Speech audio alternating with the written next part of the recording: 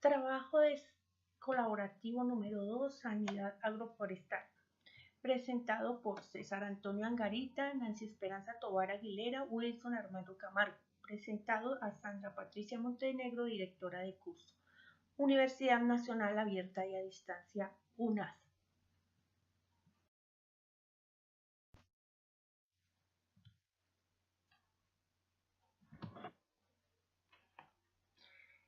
En esta diapositiva vemos los insectos benéficos para la agricultura.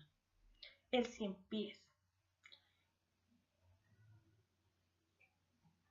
es un depredador de insectos dañinos para los cultivos. Los encontramos en muchas especies y habitan en la tierra o debajo de las rocas.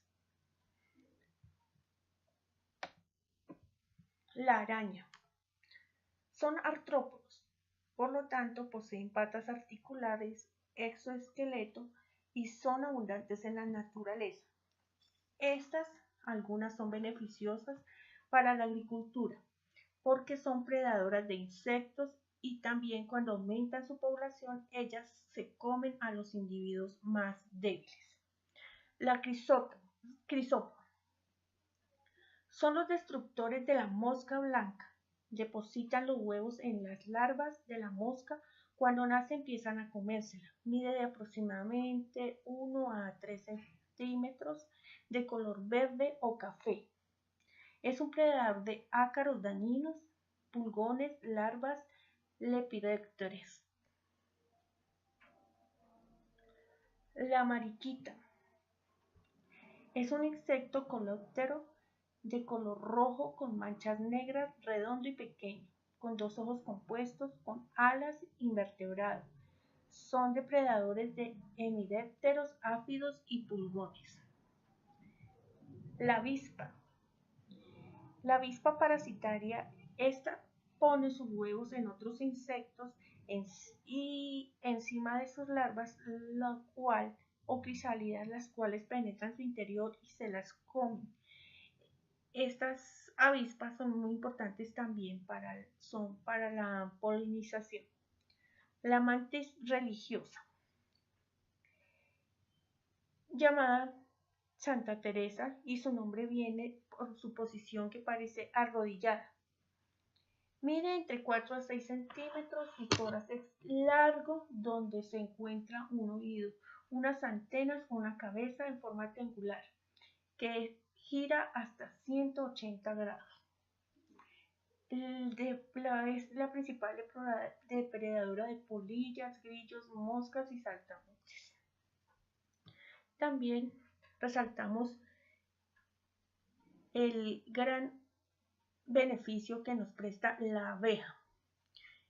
Este insecto está siendo atacado por las grandes fumigaciones a cultivos y sobre todo en los ganados también por el chinche de pasto fumigan mucho y se está extinguiendo su población.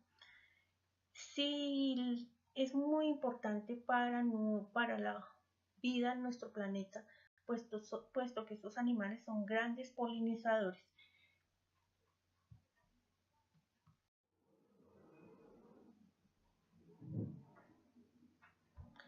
Tenemos también insectos dañinos para nuestra agricultura, como la mosca blanca. La mosca blanca ataca los cultivos y plantas silvestres. Es hemidíptero de la familia Alerodaidae. La larva mide 1 milímetro aproximadamente y se sitúa en el envés de la hoja. El adulto puede llegar a medir de entre 1 o 2 milímetros. El cuerpo está cubierto de un polvillo blanco, ojos rojizos, que duran más o menos entre 15 y 35 días y tolera temperaturas hasta 30 grados centígrados. Uno de sus principales depredadores biológicos es la crisópoda. El pulgón es un vector viral de los vegetales. Convive en colonias, son portadores de muchos virus. Es un hemíptero, también chupa la savia de las plantas. son de color negro o verde, blanco o marrón. La oruga, o también conocida como rosquilla. Tenemos varias, varias especies. Entre estas destacamos la rosquilla verde. Esta se alimenta del follaje de las plantas, al igual que la rosquilla negra, se alimentan del follaje de la planta causando grandes daños a los cultivos hortícolas. Las larvas de ambas llegan a medir hasta 40 milímetros. Tienen 3 pares de patas falsas en el abdomen, son de color verde o negro. Los adultos depositan los huevos en el envés de la hoja, que al nacer se comen las hojas y tallos tiernos de las plantas. Su predador biológico es el Hymenopteros y las crisopas. El minador es un lepidóptero. La larva puede llegar a medir hasta 8 milímetros, tiene 5 pares de patas de color amarillo verdoso. El adulto mariposa es de color plateado. Las larvas penetran la hoja causándole graves daños. La araña roja es el ácaro tetraníquido. Afecta a todos los cultivos al aire libre. Su huevo es esférico, liso y brillante, de color blanco, mide de 0.12 a 0.14 milímetros. La larva es esférica, son incoloras, con el crecimiento se van convirtiendo de verde a amarillo a rojo. La ninfa posee 4 pares de patas y el adulto, la hembra es ovalada y mide 0.5 milímetros, el macho es más pequeño y las patas son más largas. Estos causan grandes daños, sobre todo en los cultivos de flores frutales, como fresa, como arándanos, etc. El chinche de los pastos. Este es un gran problema que se ha presentado sobre todo en la sabana de Bogotá, en los pastos. El ciclo biológico dura entre 65 y 84 días. En las máximas poblaciones se encuentra entre el día 30 y 40 después del pastoreo. Son hemidépteros y provocan el amarillamiento de los pastos ya que chupan toda su savia. La polilla de la papa. El adulto posee una envergadura alar de 12 milímetros, las alas de color gris con manchas negras y un ligero polvillo. Los huevos ovalados lisos de color amarillo. La larva mide hasta 10 centímetros de color verde pálido con patas oscuras. Esta perfora los tubérculos de la papa.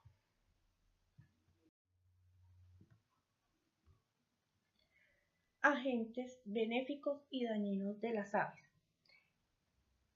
Existen familias de estos vertebrados que pueden ocasionar daños en los cultivos y son considerados como plagas, como también traen beneficios a la agricultura y a la ganadería.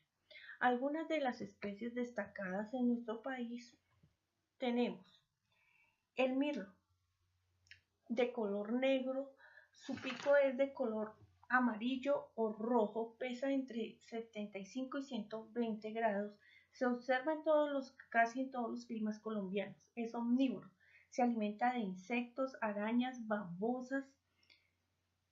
Por lo tanto, esto es una característica de un agente benéfico para nuestra agricultura, porque ayuda a controlar las plagas de los cultivos.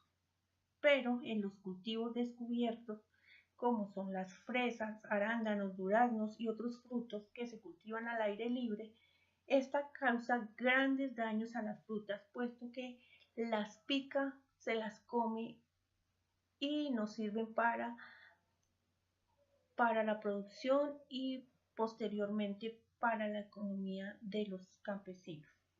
Los loros. En nuestro país encontramos un gran número de especies de loros. Estos animalitos, por la gran ampliación de las fronteras agrícolas y ganaderas, se ven obligados a atacar los cultivos, como el maíz, la avena, el sorgo, las frutas y otras, causando grandes daños a la agricultura y grandes pérdidas para el productor. Son especies que también han sido afectadas por su gran belleza y son comercializadas para tener como mascotas. Algunas han llegado hasta el borde de la extinción. El copetón. El copetón es un pequeño pajarito de color pardo, se alimenta de insectos, saltamontes y semillas. Al comerse los insectos es muy beneficioso para la agricultura, pero también pican las frutas de los cultivos al aire abierto, causando daños. Estos animalitos también están en riesgo de extinción porque hay un animal o hay un pájaro que es un parásito que pica sus huevos, pone los huevos de él y los copetones los crían. Esto se ha presentado en la sabana de Bogotá y en otros pueblos en Cundinamarca que se ven afectadas las poblaciones de este pajarito. La torcaza, llamada también palomita de monte, presenta un color café y su plumaje tiene matices que brillan sobre todo en el macho. Sus ojos son de color negro, sus alas poseen manchas negras y su cola. Se alimentan especialmente de semillas, lo cual causa daños a cultivos al aire libre como el trigo o cuando se siembran praderas para la ganadería. Buenos días, yo soy Wilson Armando Camargo y yo les voy a hablar de los virus, las bacterias y los hongos. Entonces vamos a comenzar con las diferencias entre virus y bacterias. Hablamos entonces de los virus, es la forma de vida más pequeña que conocemos. Son 10 veces a 100 veces más pequeñas que las bacterias. Los virus deben contar con un hospedero vivo, ya sea vegetal o animal, para sobrevivir. En cambio, las bacterias pueden crecer en sitios inertes, sin hospederos. Las bacterias también atacan el organismo de inmediato. A diferencia de los virus, no atacan hasta estar bien desarrollados. Ellos invaden las células y alteran el metabolismo genético de la planta, responsable de su funcionamiento normal con la finalidad de reproducirse en su interior del hospedero. En cambio, las bacterias crecen y se reproducen por sí solas. Entonces, ¿qué son las bacterias? Las bacterias son organismos unicelulares diminutos, la mayoría entre 1 a 5 micras, que se reproducen por división celular. Varias especies producen enfermedades en el hombre, tales como tuberculosis, difteria, tifo, cólera, tétanos y muchas otras. Muchas especies son útiles como las bacterias nitroficantes. Esas son las lactobacterias, las llamadas lactobacillus, usados en la producción de kumis y yogur y algunos quesos. Algunas producen antibióticos y además desempeñan un papel muy importante en la naturaleza y al descomponer las plantas y animales muertos, lo que permite el reciclaje de sus componentes. ¿Qué son los virus? Los virus son agentes infecciosos formados por material genético ADN y ARN, rodeados por una proteína. Son entre 20 a 100 veces más pequeños que las bacterias, atacan virtualmente todas las formas de vida y no pueden reproducirse fuera de una célula viva. En el hombre producen enfermedades tales como el SIDA, la hepatitis B, poliomielitis, hidrofobia o rabia, fiebre amarilla y algunos pueden producir cáncer. En las plantas producen diversas enfermedades, siendo las más consideradas los mosaicos y afectan el tabaco, la papa, el tomate, entre otros. Algunos son transmitidos por insectos, entre los cuales los más frecuentes son los áfidos, la mosca blanca y los saltamontes.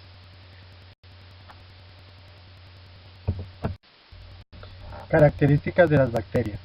Son microorganismos procariotas que se presentan en unos tamaños de entre 1 y 5 micras. Tienen diversas formas tales como filamentos, esferas, cocos, barras, bacillus, sacacorchos, vibros, hélices, espirilos.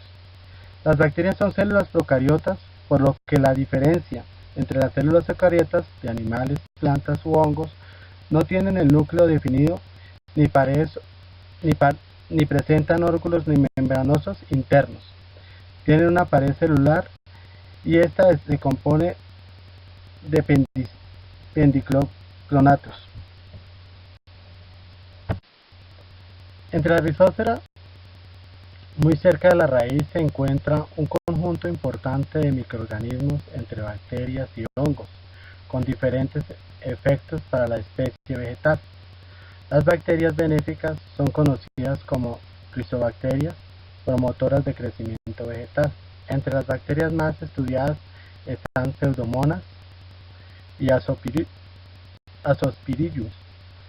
Este actúa a través del triptófano y el ácido indicol-acético, haciendo que las raíces de los cultivos produzcan exudados de acinas y citoquininas, lo cual trabajan provocando proliferación de los pelos absorbentes.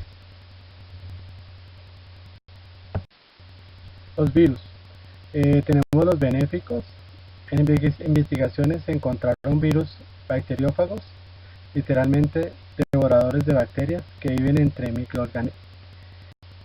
microbios, controlando Escherichia coli, aprovechándose del mecanismo de las bacterias para reproducirse. Y los dañinos, el virus del mosaico del tomate, pues los frutos parecen con deformaciones, manchas generalmente amarillas y maduraciones irregulares. La transmisión se realiza por la semilla y mecánicamente. Herramientas, no se conoce un agente o especie natural exacta que nos contraigan estos virus. Los hongos benéficos. Pues de ellos hablamos que son las micorrizas, los tricodermas, la Beauveria bassiana, el Paecilomyces linacenius. Pues las micorrizas se dividen en dos grupos, endomicorrizas o etnomicorrizas.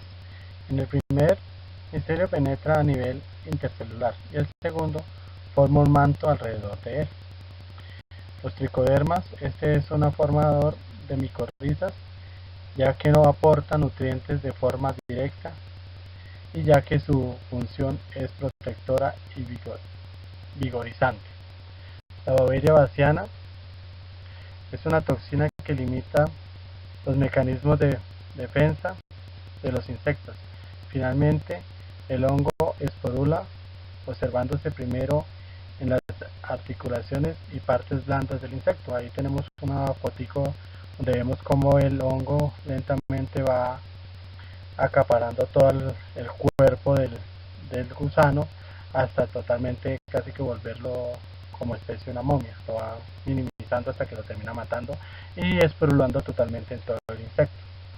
El Paecilomyces linacenius es un controlador de ácaros, de nematodos, insectos. Es un controlador de plagas que ayuda a regular, como a estabilizar la cantidad de plagas que pueden atacar los cultivos.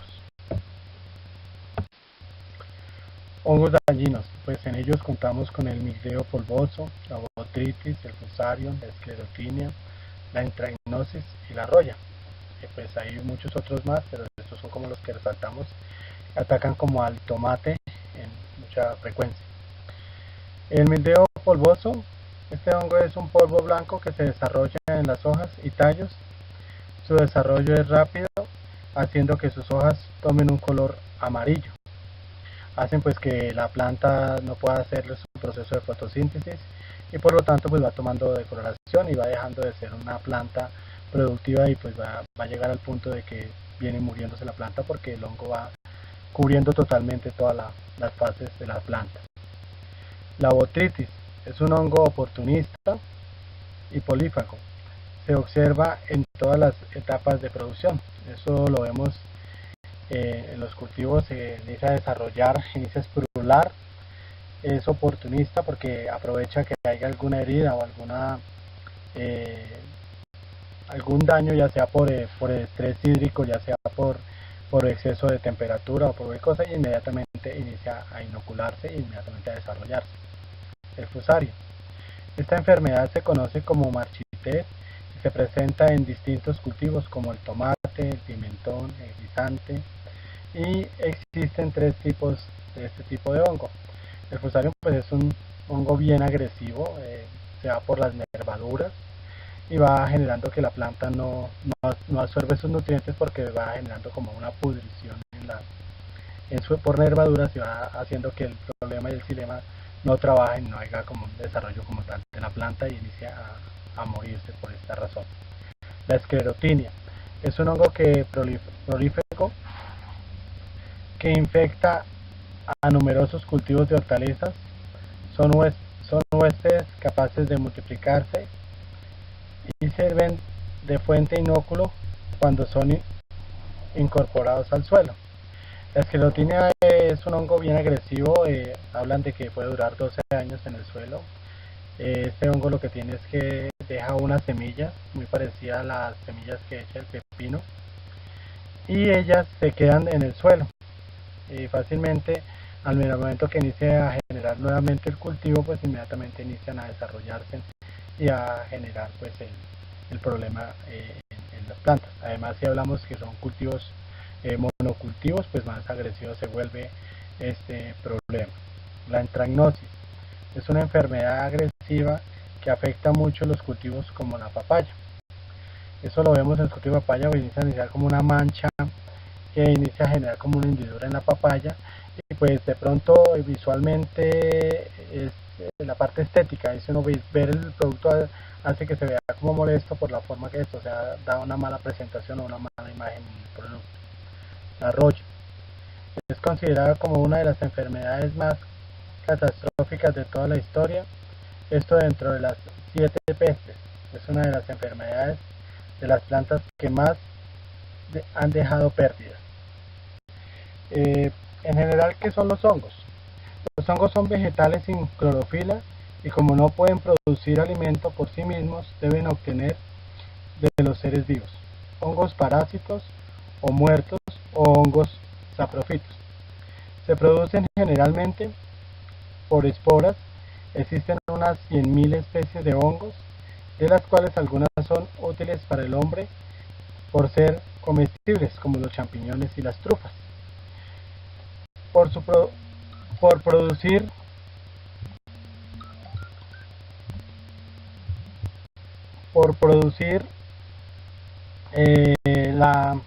antibióticos como la penicilina, por ser útiles en procesos industriales como la cervecería, en la parte de la panificación, producción de alcoholes. Otras afectan al hombre, bien sea directamente como en infecciones como el micosis o los sabañones, o por contaminación de alimentos como el cornozuelo del centeno, y los productores de aflatoxinas. Muchas especies afectan las plantas cultivadas. Entre las enfermedades más conocidas causadas por los hongos están la roya, que da mucho en el café, la gota en la papa y la cigacota en el banano, y la piricularia en el arroz. Estos son como los hongos más reconocidos que hay en los ataques dañinos.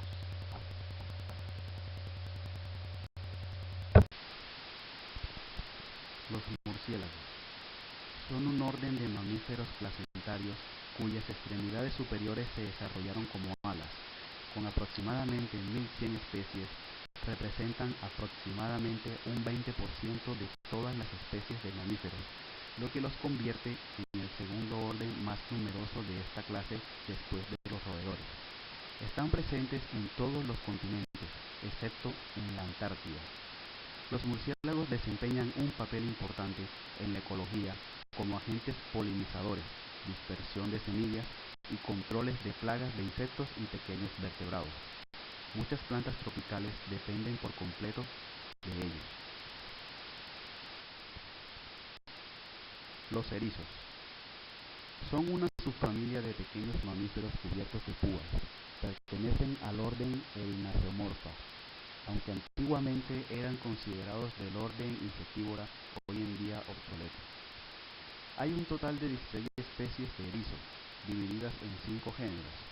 El único erizo que no pertenece a esos géneros es el erizo gigante. Los erizos habitan Europa, Asia, África y han sido introducidos en Nueva Zelanda. No hay erizos endémicos de Oceanía, ni tampoco erizos vivos que sean nativos de Norteamérica. Los erizos no han cambiado mucho durante los últimos 15 millones de años. Como muchos de los primeros mamíferos, han adoptado una vida principalmente nocturna y una alimentación insectívora. Las musarañas. Los orícidos, conocidos vulgarmente como musarañas, son una familia de mamíferos placentarios, del orden Soricomorpha.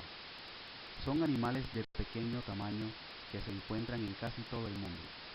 Se caracterizan por sus pequeños ojos y un largo hocico con bigotes muy sensibles.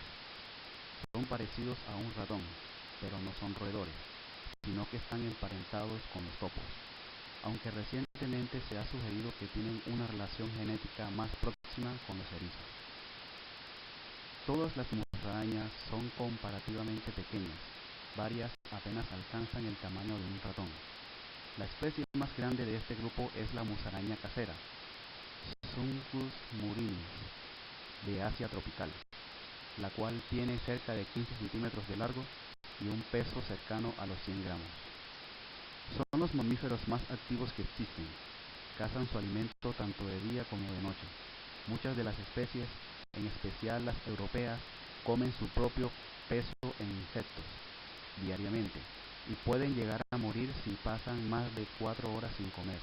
Por eso se alimentan cada 2 o 3 horas y viven en lugares donde el alimento abunda.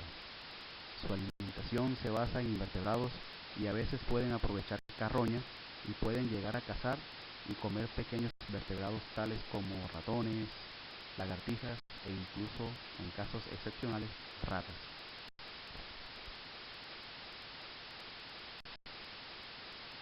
Impacto de las temperaturas en el cultivo de tomate, Solanum y Copernicum. Cuaje del fruto del tomate. Para que un fruto logre tener su óptimo de cuaje, se deben presentar condiciones favorables de humedad y temperatura en el día y por las noches. Para lograr un óptimo cuaje, la temperatura mínima diaria debe alcanzar entre los 17 y los 19 grados Celsius, pero la temperatura óptima es de 23 a 25 grados Celsius. Cuando se presentan temperaturas superiores a los 32 grados Celsius, se complica la calidad de la polinización.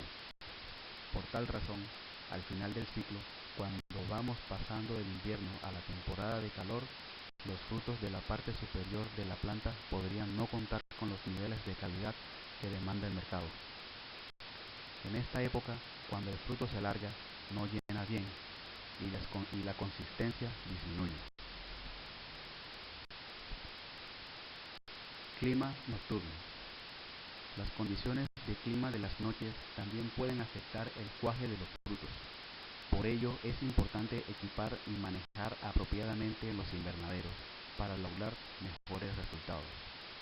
La temperatura mínima necesaria en las noches es de 10 grados Celsius, siendo la temperatura máxima de 22 grados Celsius. Humedad relativa. La humedad relativa es injustamente ignorada. Sin embargo, este punto es tan importante en la agricultura como el anterior relativo al manejo de la temperatura nocturna y diurna. De hecho, muchos de los problemas de la agricultura están enfocados en la humedad relativa del ambiente. Cuando el cultivo sufre de una humedad relativa alta, se incrementan las condiciones para que se desarrollen enfermedades en el cultivo. Además, se presentan las situaciones siguientes. El polen se compacta y se dificulta la polinización. Aumenta la posibilidad de agrietamiento y aparición de microgrietas en los frutos. Se estimula la coloración irregular de los frutos. Por el contrario, un cultivo que sufre de humedad relativa baja ve su polen secar antes de germinar, disminuyendo el periodo de polinización. Además, Se prestan las condiciones para el desarrollo de oidium. Por otra parte, cuando las altas temperaturas y la baja humedad relativa se combinan, esta situación provoca en las plantas que la asimilación del calcio se dificulte. Aumenta con ello el porcentaje de pudrición apical.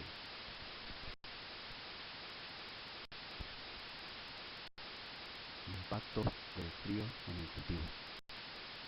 Un cultivo cuya temperatura está por debajo del mínimo requerido, 17 a 19 grados centígrados, va a sufrir los siguientes problemas fisiológicos.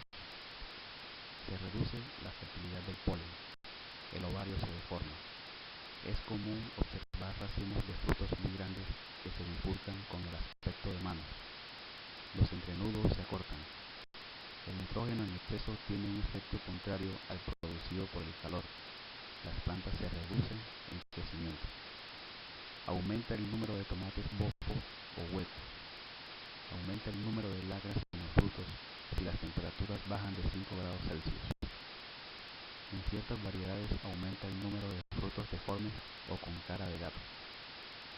Si la temperatura baja a menos 2 grados Celsius, el punto mínimo de resistencia, las plantas mueren, y esta permanece por 2 horas continuas.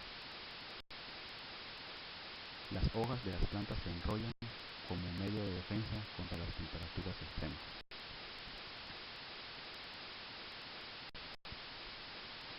Impacto del calor en el cultivo. Cuando aumenta la temperatura por encima de 35 grados Celsius, se disminuye el número de granos de polen. Cualquier floración en esos días disminuye drásticamente su cuaje o polinización, y esos racimos se pierden o se obtienen solo 2 o 3 tomates. Además, las flores en los racimos disminuyen. Es muy común apreciar racimos muy raquíticos. El tubo polínico, estilo, se alarga y por tal razón es imposible una fecundación natural. El número de frutos bofos o huecos aumenta y la calidad en los mismos baja drásticamente. En el caso de los tomates roma o saladeta, se nota un alargamiento del fruto, prácticamente se pierde su forma típica y en ocasiones se ponen puntiagudos. Los tallos se alargan. El primer racimo sale muy alto y los espacios entre un racimo y otro son muy largos. No se asusten si van de calor a frío, pero si es de frío a calor tendrán problemas de productividad. Estrangulamiento por calor y efecto chimenea. Calentamiento de la superficie del suelo. En los meses calurosos, las plantas de tomate de invernadero pueden sufrir estrangulamiento en el cuello, lo que puede confundirse con la enfermedad conocida como secadera o damping off, causadas por hongos del suelo como el pipión y o rhizotonia. Mancha de agua. Ambiente fresco y lluvioso cuando la fruta está madura. En los hombros de las frutas se desarrollan áreas grises a negras azulosas. Estas áreas son irregulares en tamaño y forma. El tejido afectado se endurece y arruga, pero las lesiones generalmente no se alargan.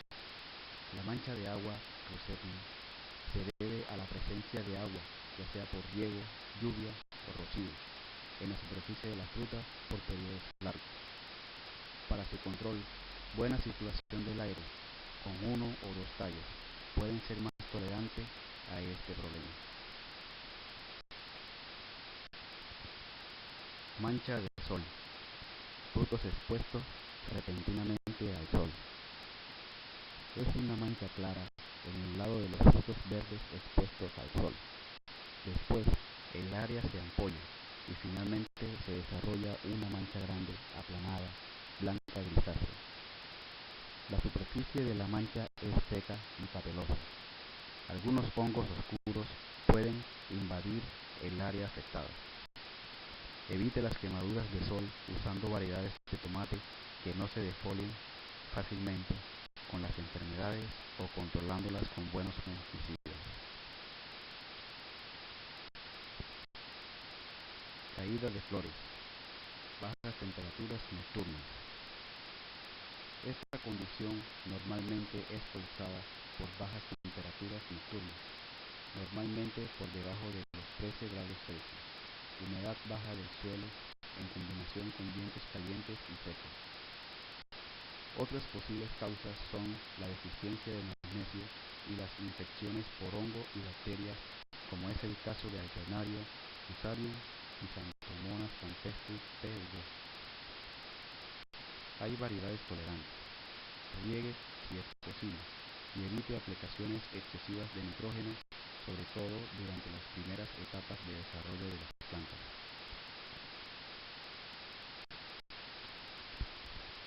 Pared gris. Varios factores ambientales lo causan.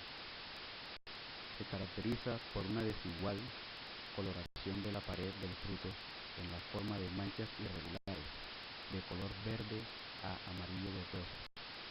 Cuando el fruto madura, estas áreas permanecen de color gris o cambian a amarillo, produciendo una maduración desigual. Está asociado a condiciones de baja intensidad de luz, bajas temperaturas, alta temperatura en el medio ambiente y en el suelo, a una alta concentración de nitrógeno. Provoca mucho crecimiento vegetativo, aumentando la humedad interna en la planta, y bajo potasio.